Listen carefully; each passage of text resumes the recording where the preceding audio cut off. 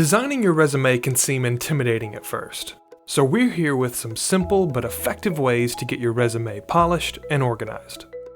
First, use white space to make your resume easier to read. Leaving enough space around your headings, bulleted lists, and margins helps people scan your resume quickly and keeps it from looking cluttered. To keep things professional and readable, don't use more than 2 fonts. When choosing fonts, stick with ones that are simple and clean, like Times New Roman, Arial, or Tahoma. Be careful with font sizes, as the best size usually depends on the font you've chosen. For most fonts, your description should be around 11 to 12 points, while your headings can be around 14 points.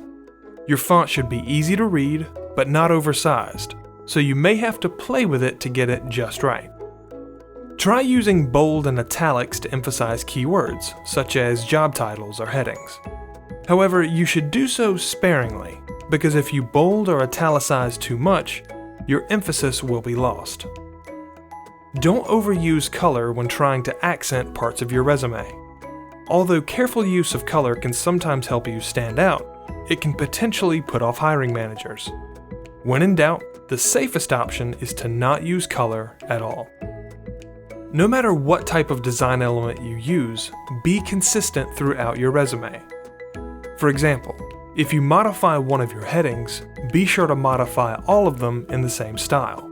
Otherwise, you'll look sloppy.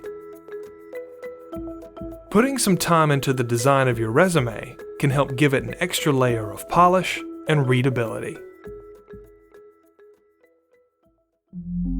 Goodwill Community Foundation, creating opportunities for a better life.